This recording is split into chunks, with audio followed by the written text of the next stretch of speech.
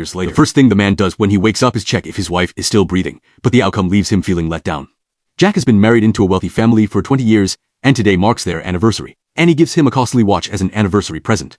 She looks at him with hopeful eyes, yet it's clear Jack completely forgot about the anniversary. Thankfully, Jack thinks on his feet. Quickly he lies, claiming he's planned a surprise and says he'll take Annie to pick it up in person, which makes Annie overjoyed. Before long, they arrive at a high-end car dealership and select a sports car that matches their outfits perfectly. But his 80-year-old wife says she can't drive. This is exactly what Jack had planned all along. He puts on a pretend upset face, looking at Annie with a hurt expression. And to make up for making Jack upset, his wife decides to give him the car. And what form of payment will you be using today, sir? Her? Very good. I'll check if that's an option in our system. Jack then takes his brand new sports car out for a drive. And when he gets home that night, he notices another car just like his parked outside. He excitedly thinks to himself that this must be another surprise from his wife.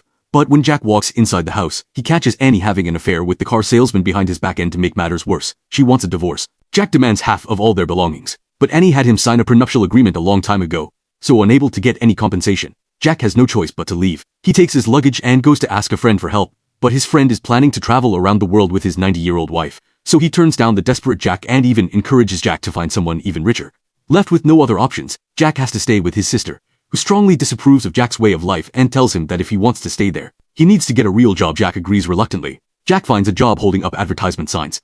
It's been 20 years since Jack last worked, and watching his coworkers do all sorts of fancy tricks across the street, Jack wants to give it a try too. But as soon as he throws the sign, it hits a passing car, and scared out of his wits, Jack turns around and runs away.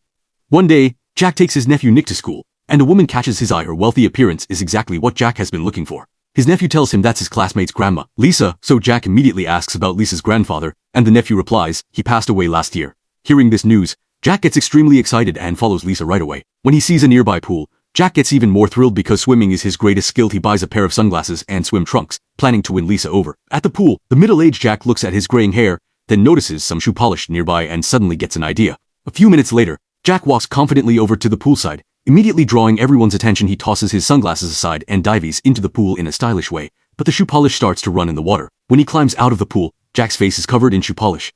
And before he can confess his feelings to Lisa, she is horrified by the sight of him. That's how the once confident Jack's attempt to win Lisa over fails miserably.